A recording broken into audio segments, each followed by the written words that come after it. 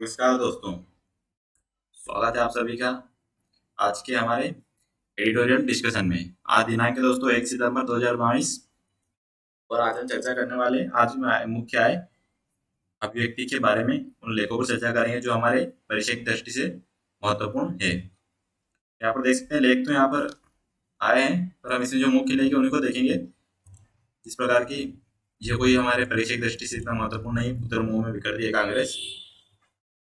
उसके अलावा ये हो सकता है आर्थिकी पर भारी पड़ती रेवड़ी संस्कृति, ये हमारे परिचय की दृष्टि से महत्वपूर्ण बन जाता है।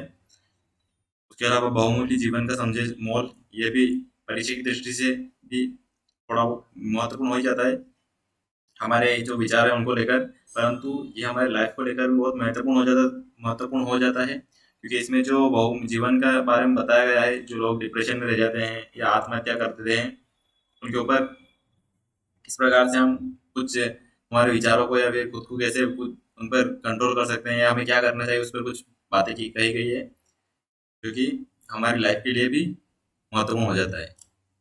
उसके अलावा यूरोप चीन के सूखे से निकलती चेतावनी, यानी यहाँ पर जो यूरोप में और चीन में सूखा है उसके क्या चेतावनी आ रही, क्या प्रॉब्लम, किस प्रॉब्लम से वो सब शुरुआत हुई है। उसके अलावा और वहाँ पर पानी को लेकर जो आज बिजली संकट भी वहाँ पर छा रहा है उसको भी इसमें इसमें विस्तार से बताया गया है। और कृत्रिम उपाय से बारिश कराने के खतरे, उसके अलावा आरक्षण की समीक्षा का सवाल, इस पर हम भी बात करेंगे। तो इसके साथ हम जानेंगे हीट वेव के बारे में। दोस्तों क्या हीट वेव, अनानास एक्सप्रेस क्या है, ये भी महत्वपूर्ण हो जाता है। हवाई जो है हमारे यहाँ पे ये इस अनानास एक्सप्रेस में किस तरह की महत्वपूर्ण भूमिका निभाता है। और अर्थ क्लाइमेट जो है हमारा जेड स्ट्रीम, हम इसके बारे में कुछ बातें करेंगे क्योंकि सारी हमारे भविष्य की दृष्टि से महत्वपूर्ण हो जाते हैं। तो आज बहुत कुछ महत्वपूर्ण है, इसलिए बने रहिए अंत तक। तो चलिए शुरू करते हैं हम हमारे बहुमूल्य जीवन को समझे मोल से शुरुआत करते हैं। उसके बाद हम चर्चा करेंगे यूरोप चीन के ऊपर और उसके बाद आरक्षण के ऊपर भी हम चर्चा करने वाले हैं। हम पूरा ना पढ़ के दोस्तों इसमें जो मुख्य मुख्य बातें हैं उन पर चर्चा करेंगे और उसके बाद हम जो हमारे इसके अलावा भी अन्य जो इसमें महत्वपूर्ण टॉपिक हो जाते हैं, क्या है हमारा अनानास एक्सप्रेस या पाइनएप्पल एक्सप्रेस क्या है, और कुछ ऐसे मैप को लेकर और भी बहुत महत्वपूर्ण बातों पर चर्चा करेंगे। चलिए शुरू करते हैं। तो यहाँ पर लेखक का कहना है कि बहुमूल्य है जीवन, जो जीवन है वो बहुमूल्य है और उसका समझे अपने मोल, यानी कि जीवन है वो बहुत ही महत्वपूर्ण है, उसका कोई मूल्य नहीं है और उसका मोल आपको समझना होगा। जो कि अब ये शुरुआत हुई है 10 सितंबर को वर्ल्ड सुसाइड प्रिवेंशन डे से, यानी कि 10 सितंबर को जो सुसाइड प्रिवेंशन डे मनाया जाता है उसको लेकर लेखक ने बात कही गई है। इसमें कहा गया है कि इसका उद्देश्य आत्महत्या को रोकना है। जो वर्ल्ड सुसाइड डे मनाया जा रहा है, वर्ल्ड सुसाइड प्रिवेंशन डे, उसका उद्देश्य है आत्महत्याएं हैं उनको कम करना, यानी कि आत्महत्या के बढ़ते मामलों को कम करना। ठीक है, पर जो हाल ही में जो जारी आंकड़े हैं उनमें आत्महत्या की दर में तीव्र वृद्धि देखी गई है। यानी कि इसका उद्देश्य तो ये दिवस मनाया तो बहुत सारे सालों से जा रहा है, परंतु इसका जो उद्देश्य है वो पूर्ण नहीं हो रहा है, वो यहाँ पर पता चल रहा है क्योंकि जो मामले हैं आंकड़े आत्महत्या के बढ़ते जा रहे हैं।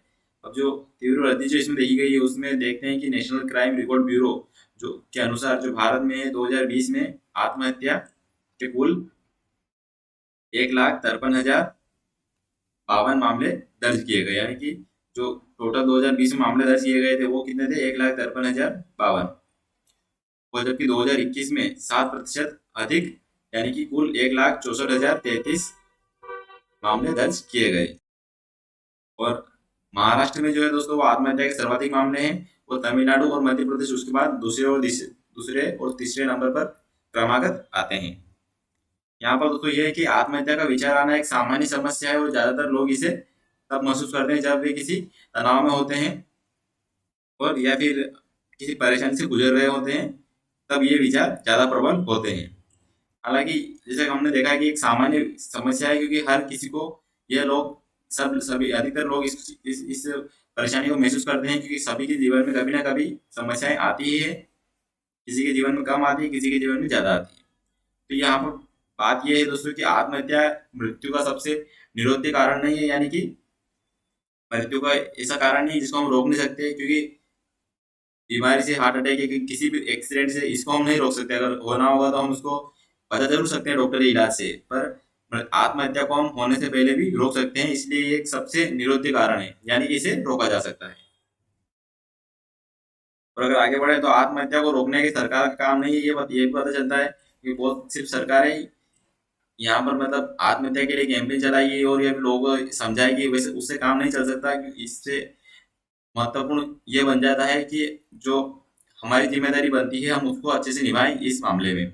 और जो परिवार है तथा समाज इसकी महत्वपूर्ण भूमिका में आता है। और सबसे ज्यादा जिम्मेदारी तो परिवार की ही है। क्यों? क्योंकि अकेलापन, शिक्षा तथा करियर में जबरदस्त प्रतिस्पर्धा और जो प्रेम में विफलता, बीमारियां और उम्मीदों के मुताबिक नतीजे न मिलना और घर का नकारात्मक माहौल, गरीबी, कर्ज का बोझ जैसे कई कारण हैं जो लोगों को अवसाद में ले जाते हैं, यानी डिप्रेशन में ले जाते हैं।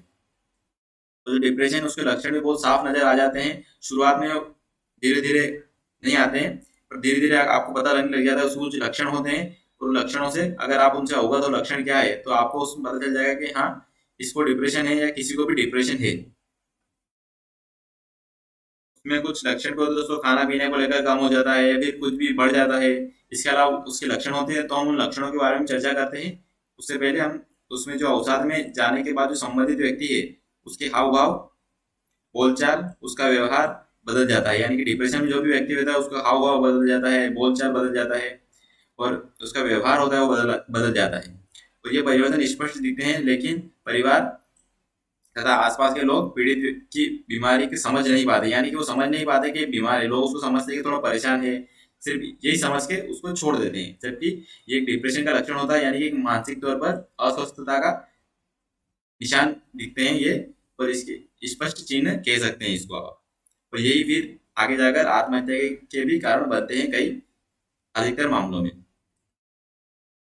इसी में अगर यदि मन में आत्महत्या ख्याल आ रहा है अगर आप, तो आप क्या करें ये भी एक देखते हैं इसमें कि क्या हम कर सकते हैं अगर आत्महत्या का ख्याल आ रहा है। वैसे हो तो ये सकता है कि हम किसी ऐसे से बात करें जो हमको समझता हो। उसके अलावा अपने और भरोसेमंद व्यक्ति के साथ बैठकर अपने मन की सभी बातें बोल दे। यानी कि जो भी आपके मन में है किसी अपने भरोसेमंद व्यक्ति के साथ या अपने किसी भी अपने के साथ बैठकर उन सारी बातों को बोल दे जो भी आपके मन में आ रहा है। उसके बाद जी भर कर रोएं। हालांकि रोना बहुत सारे ये समझते हैं कि नहीं रोएंगे तो क्या कह देंगे, पर ऐसा कुछ नहीं है। रोने से कोई बुरी बात नहीं रोना। और आपका मन हो रहा था उसको, अगर आपकी समस्या ऐसी है तो उसको जी भर के रोए ताकि आपका मन उससे हल्का हो जाए। और ऐसा करने से आत्महत्या का जो सोच है दिल से कम हो जाता है। और यदि आप आशाहीन महसूस कर रहे हैं तो ऐसा व्यवहार महसूस कर रहे हैं कि आप अब और जीने लायक नहीं हैं, तो ऐसे में याद रखें कि उपचार की मदद से आप फिर से अपने जीवन के दृष्टिकोण को प्राप्त कर सकते हैं और जीवन को बेहतर बना सकते हैं। इसलिए दोस्तों, तो जिंदगी खुद को सुधारने का एक मौका हर किसी को जरूर देती है, लेकिन सुसाइड तो जिंदगी ही छीन लेती है। यहाँ पर एक बात महत्वपूर्ण हो जाती है कि जिंदगी तो एक मौका भी दे देगी आपको, पर सुसाइड करने के बाद वो मौका आपको नहीं मिलेगा। और आप तो सुसाइड करके यहाँ से चले जाएंगे, परंतु आपके पीछे बहुत सारे लोग फिर आपको लेकर परेशान हो जाएंगे। और जरूरत है कि जिंदगी के महत्व को समझे और समझ करके ऐसे कुविचारों से बचें, क्योंकि इससे समस्या का समाधान नहीं होता, उल्टे अपने चरित्रों का जख्म देकर चला जाता है। जीवन को गंवाए नहीं बल्कि बचाएं। यहाँ पर एक ये महत्वपूर्ण लेख हो जाता है, इसलिए हमने सबसे पहले इस पर चर्चा की है। तो ये आपकी लाइफ के लिए सबसे महत्वपूर्ण है। एग्जाम के लिए पूछेंगे तो हो सकता है, परंतु लाइफ के लिए तो हमेशा रहेगा। उसके अलावा हमारे मुख्य लेख पर चलते हैं जो कि हमारे एग्जाम की दृष्टि से महत्वपूर्ण जाता है। तो यहाँ पर देखते हैं हम यूरोप चीन का सूखे से निकलती चेतावनी, ये हमारे लिए एग्जाम की दृष्टि से भी महत्वपूर्ण हो जाता है। उसके अलावा आरक्षण की समीक्षा का सवाल, इस पर भी हम चर्चा करते हैं। शुरुआत करते हैं हमारे इससे। तो यहाँ पर देखते हैं तो पता चलता है कि ऐसा लगता है कि प्रकृति इंसान की परीक्षा लेने पर आमाद हो गई है हाल ही की जो घटना है उनको देखकर। मतलब यहाँ पर जो भी हमारे लेखक है इन्होंने यहाँ पर कहा है कि जो भी आजकल जो घटनाएं हो रही है पृथ्वी पर, दुनिया में जो भी, उनको देखा जाए तो ऐसा लगता है कि सारी पृथ्वी की परीक्षा प्रकृति ले रही है। और उसमें कई यूरोपीय देश भीषण सूखे की चपेट में आ गए हैं। यानी कि जो हाल में घटना ये नदियां जलाशयों में पानी की मात्रा खतरनाक ढंग से घट गई है और मौसम बेहिसाब से खुश्क हो गया है। यानी कि मौसम बहुत ही खराब, गर्म और जिसका अंदाजा नहीं लगाया जा सकता ऐसा हो रहा है। और इसमें चीन भी भयानक सूखे की चपेट में है। यहाँ पर भी खबरों में है कि चीन में भी जो सूखा है वो भी बहुत खतरनाक बढ़ता जा रहा है धीरे धीरे। और वहां से उसकी सूखे की जो नदियां हैं उसमें पानी जल स्तर भी कम हो रहा है सूखे की वजह से। इसकी वजह से जो वहां पर बिजली उत्पादन है उसमें भी कमी हो गई है दोस्तों बहुत। क्योंकि सवाल है यहाँ की कि क्या ये संकट अचानक पैदा हुआ, क्या जो सूखा आ रहा है चीन में यूरोप में, क्या ये अचानक पैदा हुआ या इसकी वजह उसी जलवायु परिवर्तन से जुड़ी है जिसकी चेतावनी अरसे से दी जाती रही है। या यहाँ पर ये लेखक का कहना है तो क्या ये अब ये साफ चेतावनी लेखक लेखक भी साफ चेतावनी कह रहे हैं कि यह आज की संकट मतलब अचानक पैदा नहीं हुआ है, ये है हमारी जलवायु परिवर्तन से जुड़ी समस्या जिसकी चेतावनी साइंटिस्ट और जो भी रिसर्च वगैरह हो रही है उनकी वजह से लगातार दी जा रही थी या अरसे से दी जा रही है। परंतु जो देश है वो इस पर ध्यान नहीं दे रहे थे। और जो उसके अलावा जो अन्य कारण भी है किस कारण जो बिजली संकट पैदा हुआ उसका एक मुख्य कारण तो नहीं पर उसका ये कारण भी है जो एक उसकी पृष्ठभूमि को में थोड़ा सहयोग करता है इस बिजली संकट की समस्या को। जो रूस पर प्रतिबंध लगने और गैस कोयले की सप्लाई बाधित होने का एक असर निश्चित रूप से बिजली या कहें कि ऊर्जा के उत्पादन पर हुआ है। यानी कि जो रूस पर जो हमारे सैंक्शन लगे हुए हैं गैस और कोयले को लेकर, सप्लाई को लेकर, उसकी वजह से भी ये समस्या बढ़ी है। और लेकिन इसमें तेजी से आए सूखे ने कोड़ में खाज का काम किया है। यानी कि यहाँ पर जो सूखा आया है उसने और इसको जो बिजली संकट था उसको और मजबूत कर दिया है और बढ़ा दिया है। यानी सूखे ने कोड़ में खाज यानी कोड़ जो होता है उसमें ऊपर से एक और समस्या पैदा कर दी है खाज की। और अगर आगे जाए तो यहाँ देखते हैं कि चीन में जो नदियां हैं उनका जल स्तर इतना कम हो गया है कि वहां बिजली बनाने में दिक्कत होने लगी। यानी कि जल स्तर भी इतना कम नीचे चला गया है कि अब वो बिजली भी पर्याप्त रूप से नहीं बना पा रही है। और चीन की जो प्रमुख नदी है यांगत्से की जल स्तर में काफी कमी आ गई है। आप यहाँ पर भी देख सकते हैं दोस्तों कि यहाँ पर देख सकते हैं चीन में यांगत्से नदियों का जलस्तर इतना कम हो गया है कि वहाँ बिजली बनाने में भी दिक्कत होने लगी है। ये आप देख सकते हैं नदी उसका जलस्तर देख सकते हैं आप बहुत ही कम हो गया है। यहाँ पर ये दो चीनी खड़े हैं यहाँ पर पुलिस वाले। चलते हैं हमारे इस पर टॉपिक पर आगे। और चीन के कई इलाकों में बिजली संकट बहुत ही ज्यादा गहरा लगा है। और जो दफ्तर है उनमें एसी चलाने पर पाबंदियां लगाई जा रही है।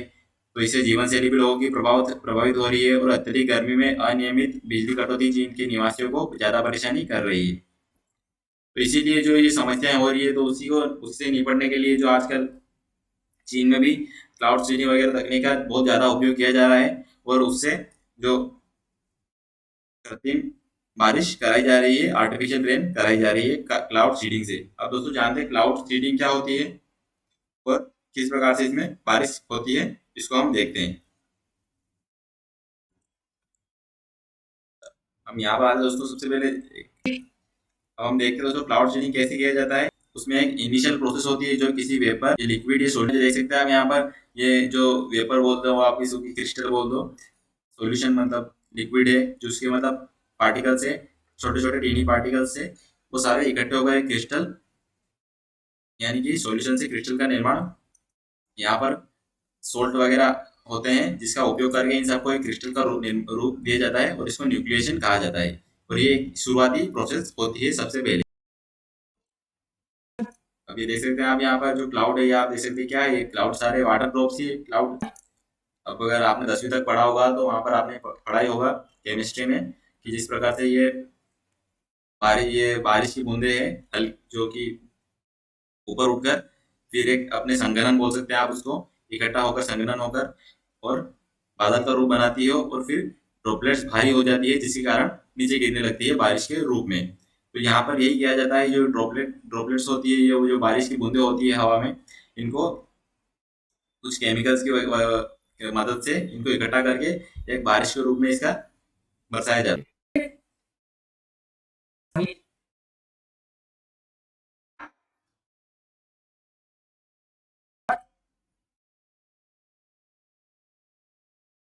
में इंट्रोड्यूस किया जाता है। बारिश की बूंदों के रूप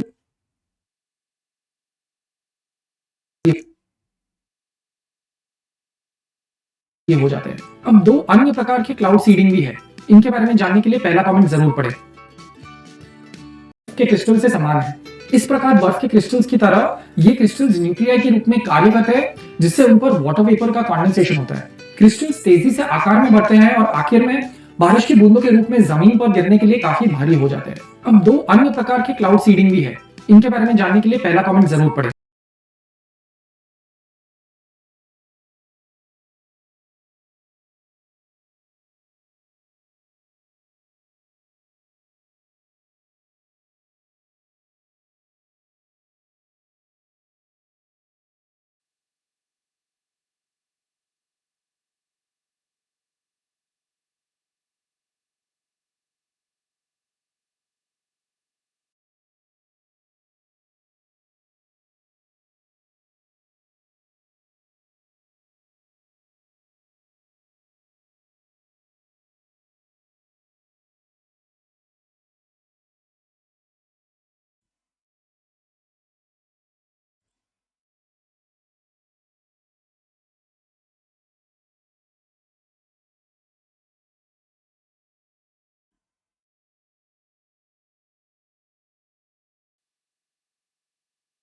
दोस्तों हम इसमें थोड़ा और देख लेते हैं अच्छे से, ताकि हमको पता चल जाए कि क्लाउड सीडिंग क्या होती है।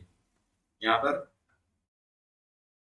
तो आप देखते हैं कि क्लाउड किस प्रकार होते हैं, जैसे कि एक ये बूंद हुई तो ये मिलकर एक क्लाउड का रूप लेते हैं सब मिलकर। जब ऐसे हमारे यहाँ पर आप देख सकते हैं किस प्रकार से cloud process is called evaporation.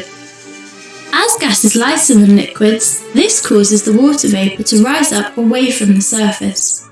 The further you move away from the surface, the cooler the temperature gets. So water vapour gas turns back into tiny particles of liquid water. This created a very light and would fall very slowly towards the earth. They don't actually drop at this point though, as it can fall. I'm pushing them up. गर्म हवा से ऊपर उठते हैं और ऊपर से आके जैसे जैसे गर्म हवा ऊपर उठती है उसके साथ जल वाष्प ऊपर उठकर कंडेंस होकर हमारे संघनन होकर बारिश का रूप ले लेते हैं। यहीं से बारिश होती हो रही साइकिल चलती है, वाटर साइकिल इसको आप बोल सकते हैं। ठीक है दोस्तों, यहाँ पर यही महत्वपूर्ण था। उसके अलावा अब हम बढ़ते हैं हमारे टॉपिक पर फिर से आएंगे। तो हमने देखा कि क्लाउड सीडिंग से यहाँ पर चीन में बारिश की जा रही है। यहाँ पर थोड़ा इसमें किसके बारे में जानते हैं दोस्तों। इसमें होता है क्लाउड सीडिंग में, यानी कि विमानों से बादलों पर सिल्वर आयोडाइड या ठोस कार्बन डाइऑक्साइड का छिड़काव किया जाता है। यहाँ पर आप देख सकते हैं, यानी या तो सिल्वर आयोडाइड होगा या उसके अलावा ठोस कार्बन डाइऑक्साइड को भी यूज कर सकते हैं, क्योंकि इनका स्ट्रक्चर जो है वो हमारे आइस के मॉलिक्यूल रहते हैं उनसे मिलता जुलता रहता है, जो जिसके कारण यह उससे अच्छे से एक बॉन्ड वगैरह बनाने में इनको मदद करता है, जो कि बारिश कराने में फिर कारगर साबित होते हैं। और इससे जो इच्छित इलाके में बारिश भी करा दी गई, ये करा दी जा सकती है। तो इस प्रकार यहाँ पर क्लाउड सीडिंग का उपयोग किया जाता है बारिश कराने में, जो कि चीन में हाल ही में बहुत ज़्यादा उपयोग की जा रही है, क्योंकि वहाँ पर बारिश की समस्या बहुत ज़्यादा आ रही है। परंतु इस बार ये तकनीक भी चीन में ज़्यादा कारगर नहीं हो रही है। परंतु हाल ही में जो क्योंकि सूखाग्रस्त इलाके हैं उनमें बादलों का जमावड़ा नहीं हो रहा है, और इसी कारण उन पर रसायन छिड़क कर उनसे कृत्रिम बारिश कराई जा सके, ऐसा संभव नहीं हो पा रहा है। और यह आपातकाल है? लेखक का कहना यह है कि तो क्या यह आपातकाल के रूप में इसको देखा जा सकता है? तो यहाँ पर जो पिछले साल है दोस्तों, तो ऐसी स्थितियां ठंडे इलाके यानी कि अमेरिका, कनाडा और फिनलैंड में बनी थी। वहाँ पर जो दोस्तों अमेरिका और कनाडा के इन इलाकों में जो निवासी है उनको इससे पहले इतनी गर्मी का कभी सामना नहीं करना पड़ा था, क्योंकि ये इलाके ठंड के लिए जाने जाते रहे हैं। उसके अलावा जो आश्चर्यजनक रूप से जो आर्कटिक और कैलिफोर्निया से आई गर्म हवाओं को जिम्मेदार इसके लिए माना गया है। अब यहाँ पर देख सकते हम देखते हैं किस प्रकार से आर्कटिक और कैलिफोर्निया में गर्म हवाएं जो पूरे अमेरिका और कनाडा में फैली है वहां से किस तरह।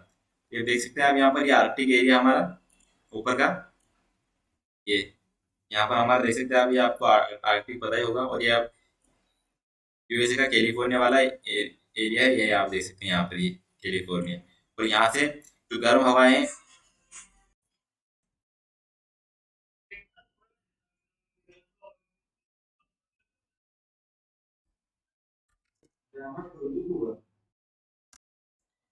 यहाँ पर हम देख सकते हैं किस प्रकार से जो हमारे उष्णकटिबंधीय क्षेत्र है यहाँ पर, उससे जो गर्म हवाएं हैं वो उत्तर की तरफ आ रही है।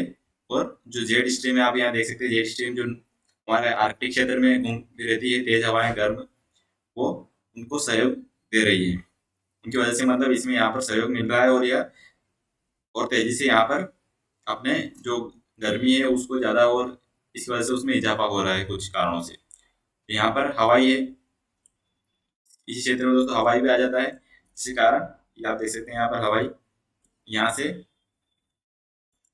हवाई जो कि यहाँ से जो हवाएं हैं वो मतलब इसको यहाँ से जो मतलब यहाँ पर होती है अनानास या पाइनएप्पल बोल सकते हैं, उनकी यहाँ पर खेती बहुत होती है। और यहाँ से जो हवाएं होती है उस समय होती हुई निकलती है, जिस कारण यहाँ पर पाइनएप्पल एक्सप्रेस भी इसको कहा जाता है, जो कि इस पाइनएप्पल के समय होती है, जिस कारण ये और ये हवाएं होते हुए यहाँ होते हुए ये हवाएं हमारे इधर जाती है अमेरिका की तरफ, जिस कारण इनको पाइनएप्पल एक्सप्रेस या फिर पाइनएप्पल जो बारिशें होती है इसको इस रूप में भी जाना जाता है, पाइनएप्पल एक्सप्रेस के रूप में।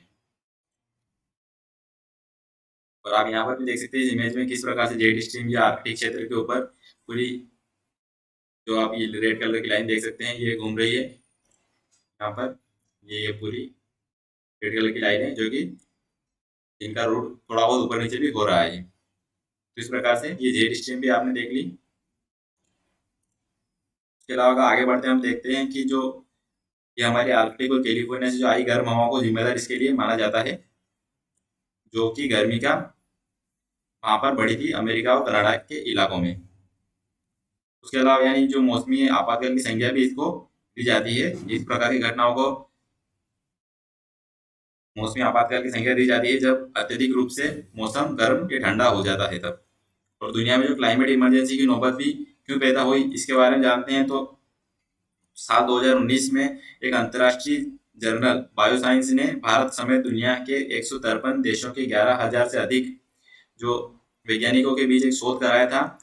और इस शोध में साफ किया गया था कि जो पिछले 40 वर्षों में दुनिया में जो ग्रीन हाउस गैसें हैं उनके अबाध उत्सर्जन और आबादी बढ़ने के साथ साथ पृथ्वी के जो संसाधन हैं उनका अतिशय दोहन और जंगलों के कटने की रफ्तार बढ़ने, ग्लेशियरों के तेजी से पिघलने और मौसम के पैटर्न में बदलाव से हालात सच में क्लाइमेट इमरजेंसी वाले हो गए हैं। यानी कि अब ये बहुत ही आपात की स्थिति पैदा कर सकते हैं, ऐसे हालात हो गए हैं। और जो जलवायु परिवर्तन से निपटने की कोई ठोस कार्य योजना भी नहीं बनाई गई है, तो आपातकाल में इंसान के विलुप्त होने का खतरा भी पैदा हो सकता है, ऐसा भी बताया जा सकता है अगर ये बड़े पैमाने पर फैल गया तो। और ब्रिटेन ने सबसे पहले 1 मई 2019 को एक प्रस्ताव पारित कर यह आपातकाल घोषित भी किया था 2019 में। उसके उसके बाद आयरलैंड ने भी इसको आपातकाल घोषित किया था 2019 में। और इसका तात्पर्य यह बनता है कि आपातकाल है क्या, तो उस देश की जो सरकार है वो जलवायु परिवर्तन से संबंधित चिंताओं से सहमत है और इससे संबंधी नीतिगत बदलाव लाने को तैयार है अगर ऐसी स्थितियां उत्पन्न होती है, और ऐसा लगने लग जाता है पहले से तो। पर तो ये क्या बात यहाँ पर यह भी है कि जो बाजी है वो हाथ से निकल गई है और निकलती जा रही है, क्योंकि जो नतीजे हैं वो धरती पर जीवन को असंभव तक बना सकते हैं, ऐसा वैज्ञानिकों का अनुमान है। पर चुनौती यहाँ यह है कि इस समस्या के परिणाम भोगते हुए भी कार्बन उत्सर्जन में कटौती से लेकर संसाधनों के बेइंतहा दोहन पर अंकुश लगाने के उपाय अमल में नहीं लाए जा रहे हैं। और कहने को तो हर देश पर्यावरण सुधार के लक्ष्यों के प्रति अपनी प्रतिबद्धता दर्शाता है, परंतु इसमें अभी बहुत सारे देश पीछे हैं और नियमों में पालन नहीं कर रहे हैं। लेकिन जो और इससे संबंधित नीतियां हैं उनके पालन में ईमानदारी का अभाव है, ये साफ तौर पे देखा जाता है। उसके अलावा आगे बढ़ते हैं हम, तो 2030 तक जो हमारे देश या फिर चीन की बात करें तो यहाँ पर जो कार्बन उत्सर्जन एक मौजूदा दर से 1/3 कमी ला देगा, ऐसा हम कह रहे हैं। परंतु इसके लिए कोयले से चलने वाले पावर प्लांटों में बिजली उत्पादन घटाकर जल विद्युत परियोजनाओं पर निर्भरता बढ़ाई जाएगी। लेकिन अभी के हालात में क्या भारत और क्या चीन कोयले पर अपनी निर्भरता कम करने के बारे में सोच नहीं सकते हैं? क्या मतलब कि जिस प्रकार से कोयले का उपयोग किया जा रहा है, हम उसको अभी नहीं सोच सकते हैं? धीरे धीरे करके उसको बढ़ावा दे सकते हैं इस प्रकार से। और जो पर्यावरण को लेकर मानसिकता है, उसमें बदलाव की सूचना सूचना भी दिख रही है, क्योंकि जो जलवायु है उस पर परिवर्तन को 47% जो भारतीय है वो बड़ा खतरा मानते हैं। यानी कि जलवायु परिवर्तन है उसको 47% जो भारतीय है सर्वे के हिसाब से एक बहुत बड़ा खतरा मानते हैं। और जब विकसित देश इस मामले में गंभीरता दिखाएंगे तो यह बहुत अच्छा होगा, क्योंकि इसका सबसे ताज़ा पैमाना फिलहाल CCPI यानी कि क्लाइमेट चेंज परफॉर्मेंस इंडेक्स जिसको कहा जाता है, इसमें सबसे खराब स्थान अमेरिका का है। यानी कि उसे बहुत ज़रूरत है इस पर कार्य करने की। और जो प्रदर्शन वाले देशों में अमेरिका सबसे खराब स्थान पर भी आता है। और अच्छे प्रदर्शन में स्वीडन चौथे पर है और डेनमार्क 5वें स्थान पर आता है और भारत 9वें स्थान पर आता है इसमें CCPI में।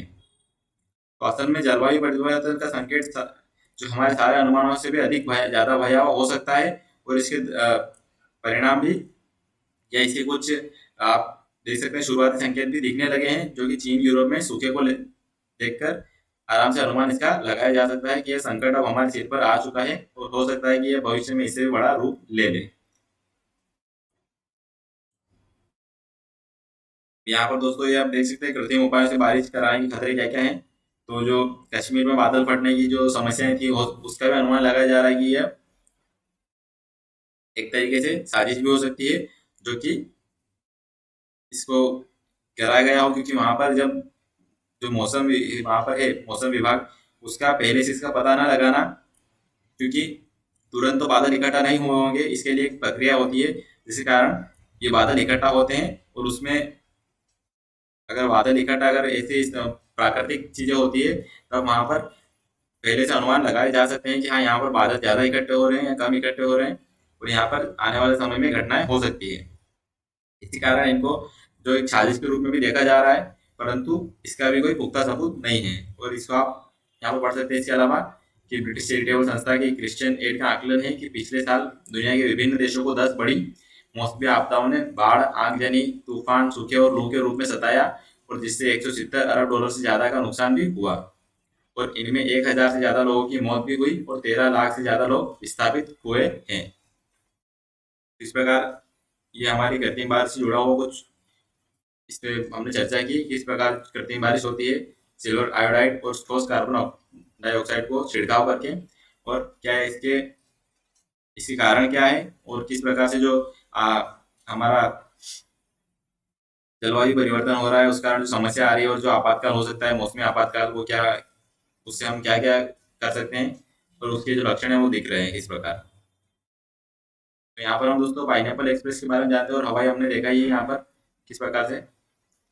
यहाँ पर आप हवाई भी देख सकते हैं कि यह परीक्षा की जो मैप है उसमें भी ज्योग्राफी में आपको पूछे जा सकते हैं।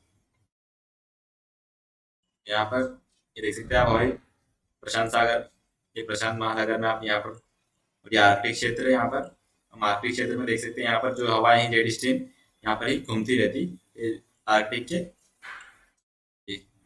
हमारी जेट स्ट्रीम यहाँ पर इस प्रकार से कुछ घूमती रहती है यहाँ पर जो देखा जाए तो।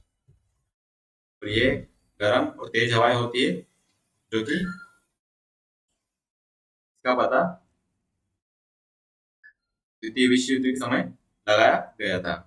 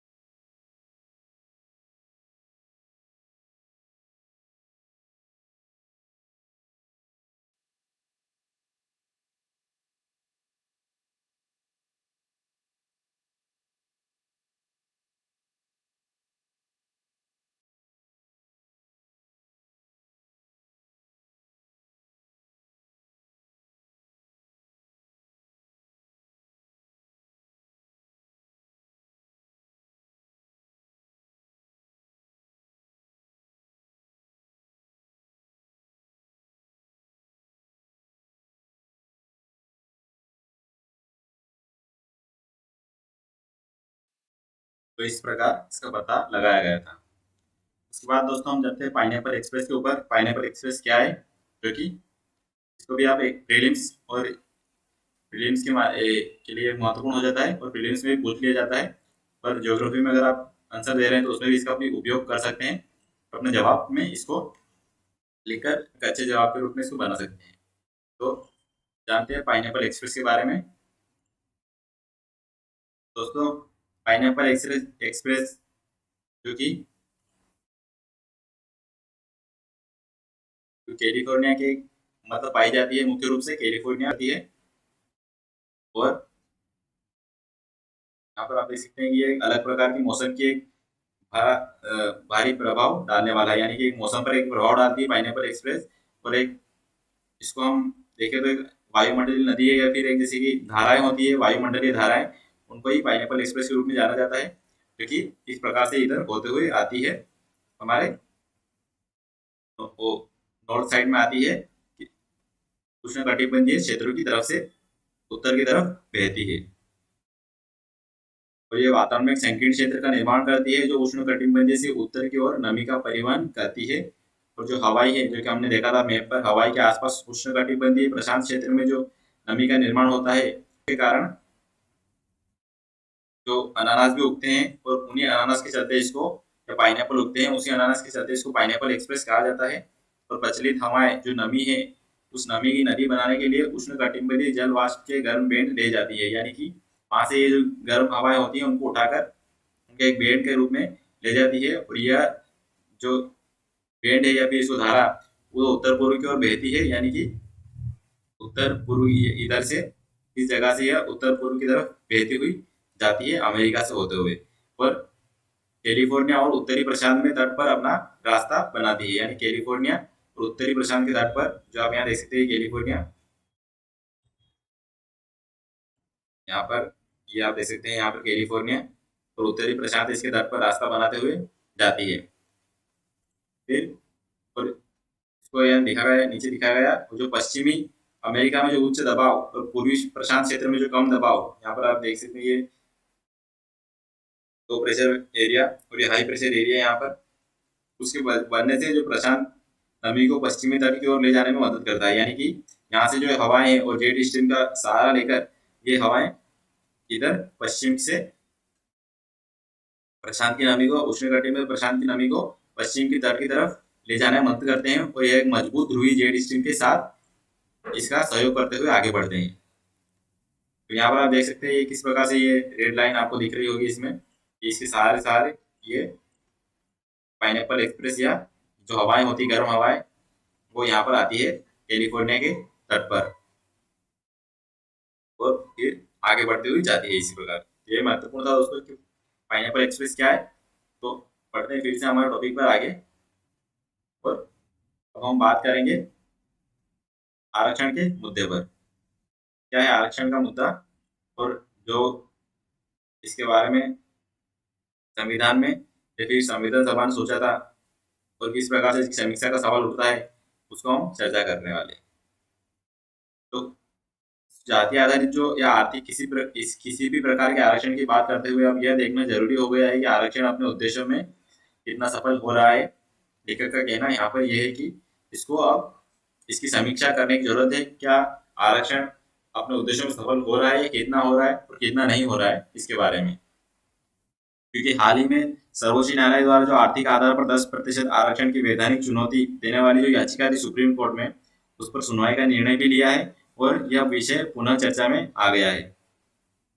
क्योंकि 8 लाख से कम, अब यहाँ पर देखने की जो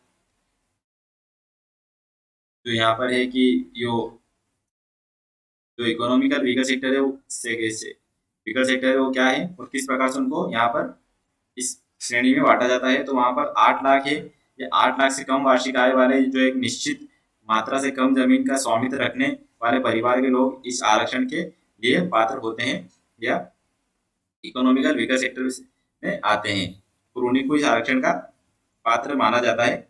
उसके ऊपर यह मुद्दा छिड़ा है। तो किसी भी प्रकार के आरक्षण की बात करते हुए क्या यह देखना जरूरी नहीं रह गया कि आरक्षण अपने उद्देश्यों में कितना सफल हो रहा है। यहाँ पर लेखक का यह भी कहना है कि अगर आरक्षण की हम बात कर रहे हैं तो हमें पहले ये भी देखना होगा कि नया आरक्षण देने से पहले क्या आरक्षण जिनको मिल रहा है वो अभी भी उसके लायक है या फिर उसके जो उसके पैमाने हैं उन पर खरे हैं, या वो भी लोग उनका फायदा उठा रहे हैं जो अब आरक्षण के लिए पात्र नहीं है या जिनको आरक्षण की जरूरत नहीं है।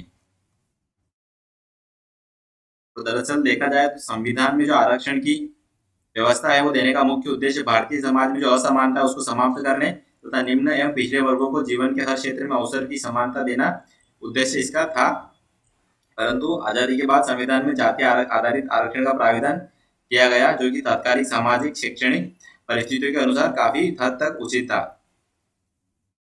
और बाबा साहेब डॉक्टर भीमराव अम्बेडकर का मानना था कि आरक्षण है वो एक निश्चित अवधि तक ही रहा जाए ताकि पिछड़ी जातियां अपने जो सशक्त वर्ग है उनसे उनके समकक्ष आ सके और फिर आवश्यकता पड़ने पर इसको धीरे धीरे समाप्त किया जा सकता है।